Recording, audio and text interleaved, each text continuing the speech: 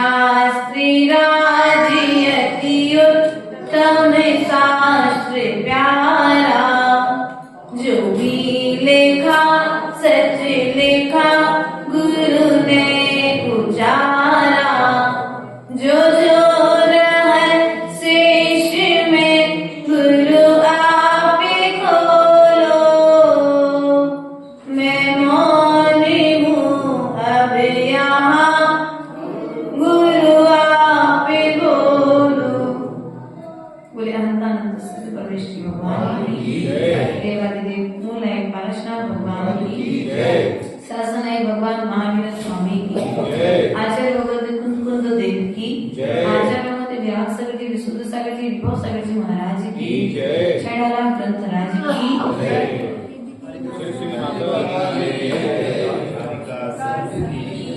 प्रिय बंधुओं, कल हम सभी ने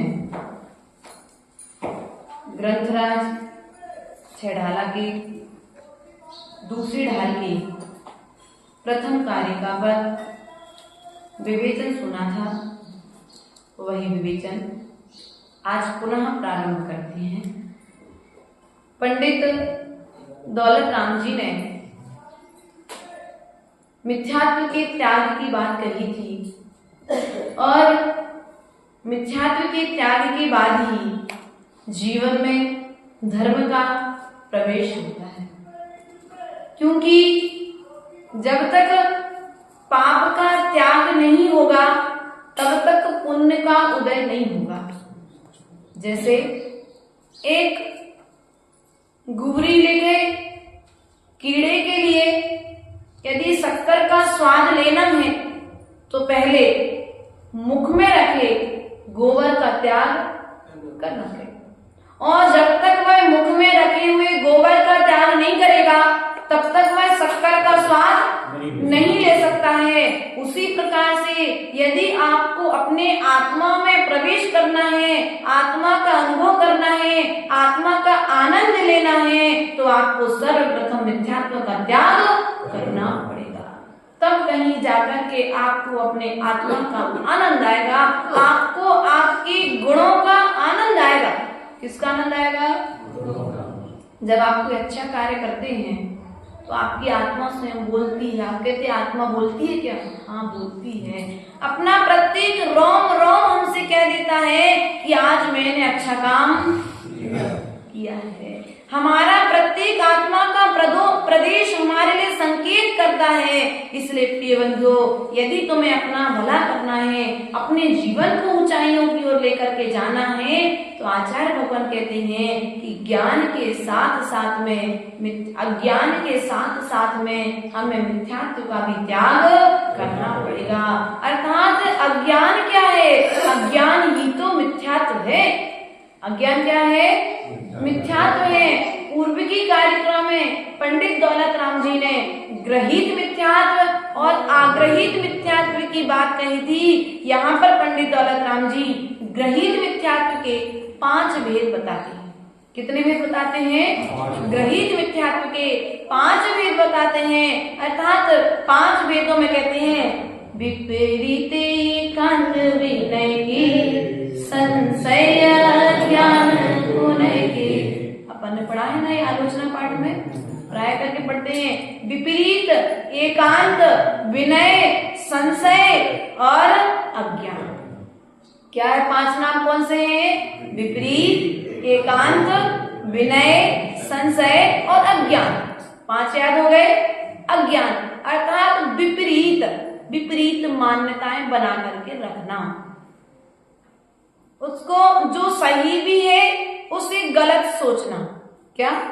विपरीत मान्यता वाले। अपन कहते ना भैया तुम्हारे संग कितना अच्छो करो, तुम्हारी जैसी बुद्धि है तो तुम वैसा ही करोगे। कई ऐसे जीव हैं जिनको सच्चा मार्ग बताने के बाद में भी उन्हें अच्छी बात समझ में।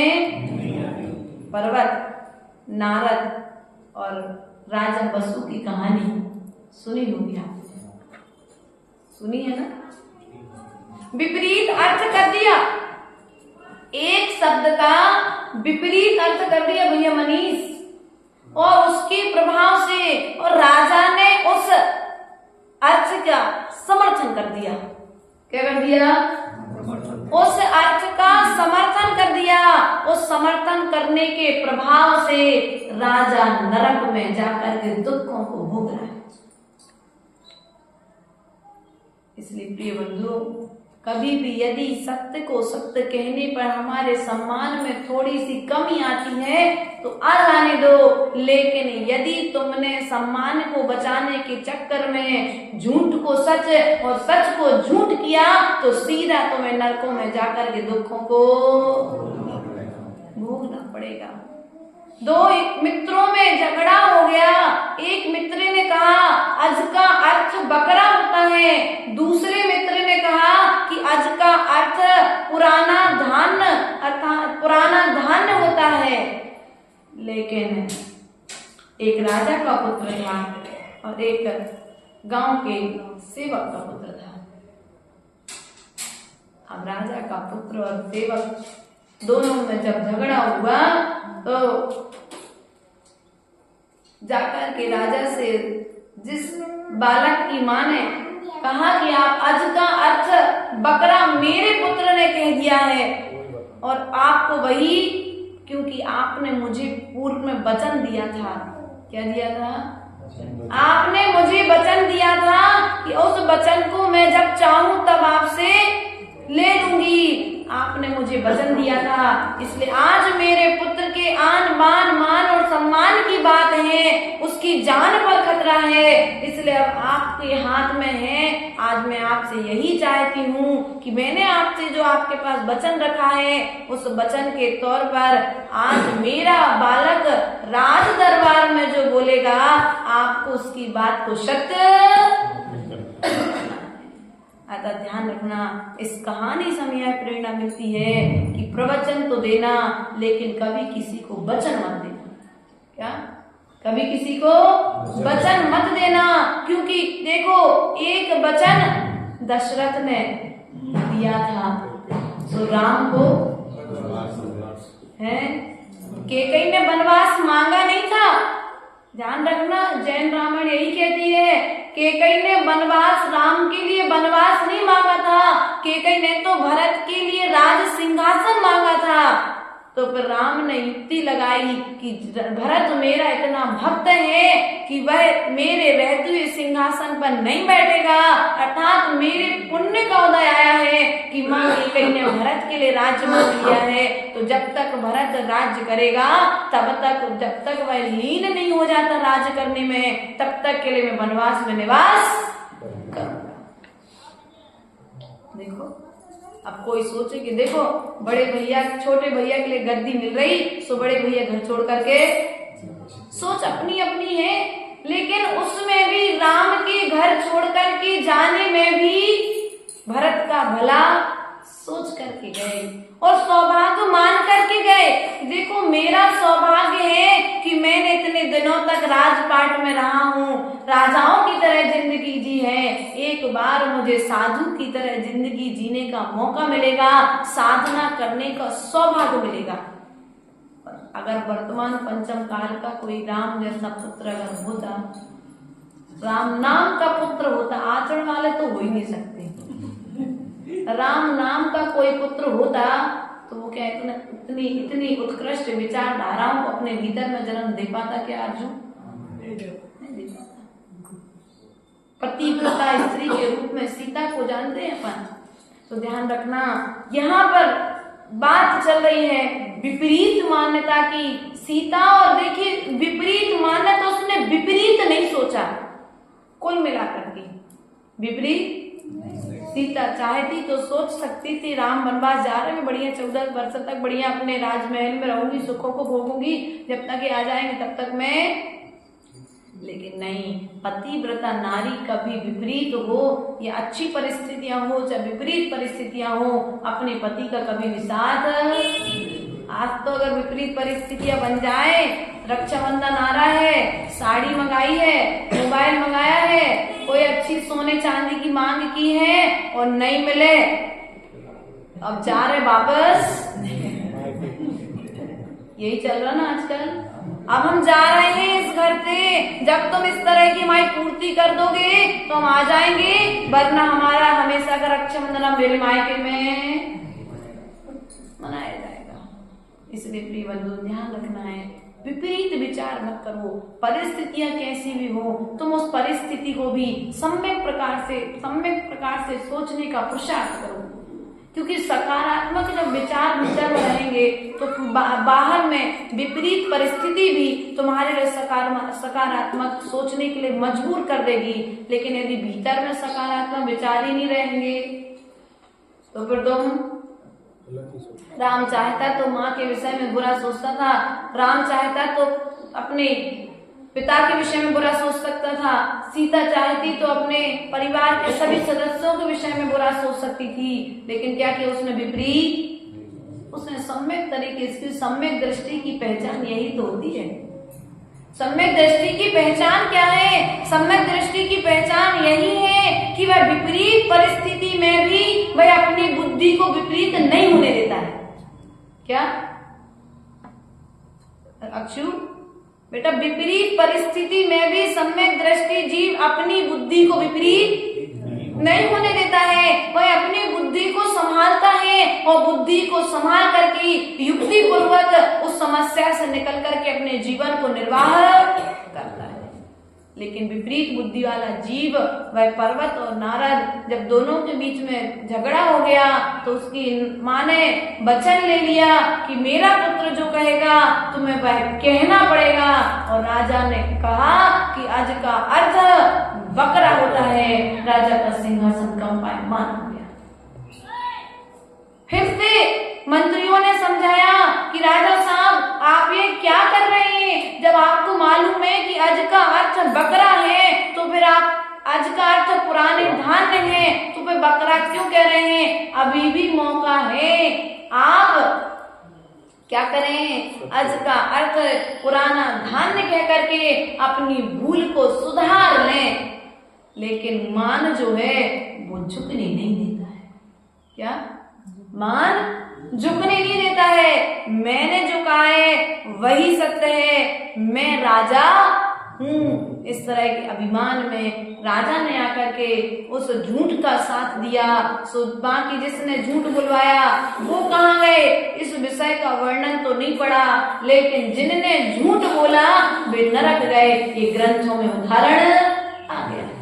ऐसे ही कुछ विपरीत मान्यता वाले जीव हैं कि उन्होंने यह मान करके रखा है कि जो सरागी देवी देवता हैं वे ही सच्चे देवी देवता हैं। वीतराग भगवान कहाँ से सच्चे हैं?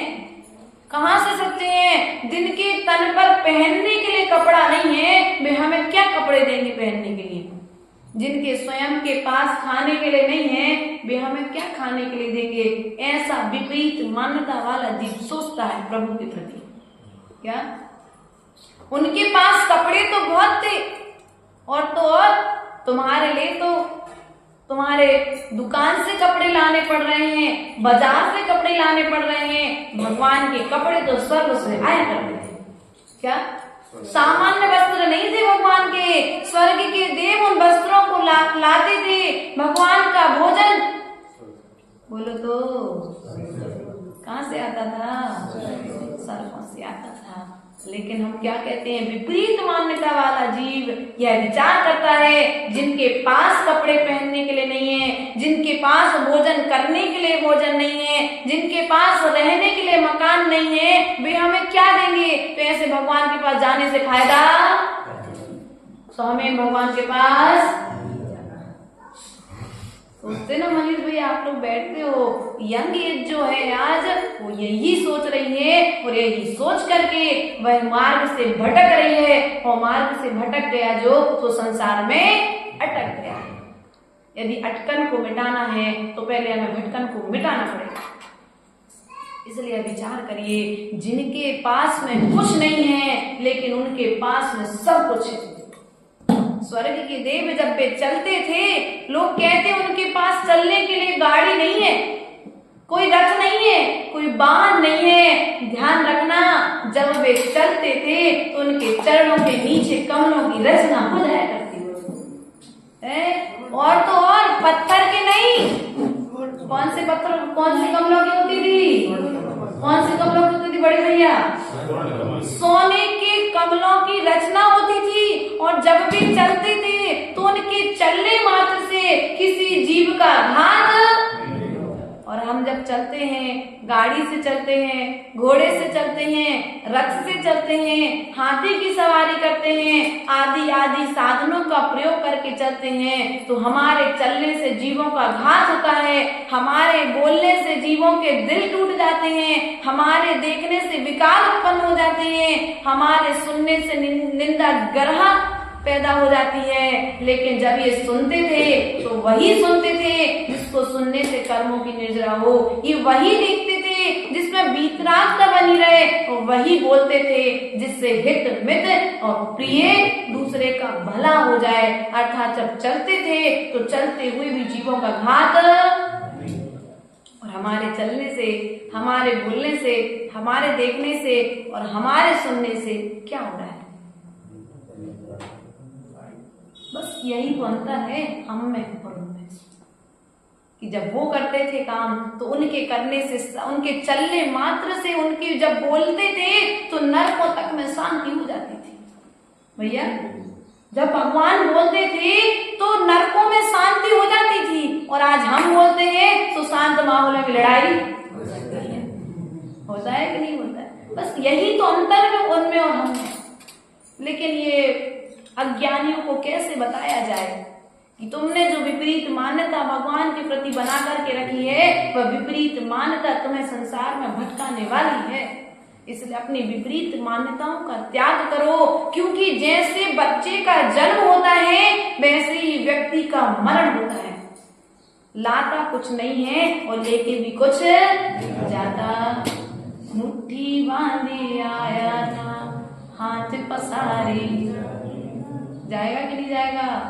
जब मुट्ठी बांध करके आया था अर्थात तो पुण्य साथ में लेकर के आया था, और पुण्य साथ में लेकर के अब खर्च करके जाना है कि लेकर के जाना है, तुम्हारे हाथ में है। पुण्य अच्छा जो मुट्ठी बांध करके जीव आया है, ये मुट्ठी तुम्हारे लिए संकेत कर रही है कि यह जीव जन्मांतरों से सजोया हुआ पुण्य अपने साथ में लाया है, और उस पुण्य के बल पर उसने मनुष्य पर्याय पाई है। अब इस पुण्य को खोल करके तुम या तो बर्बाद कर दो विषयों में, या फिर इसका उपयोग करके वीतरागता को प्राप्त कर लो। तुम्हारे हाथ में है कि तुम्हें करना क्या है।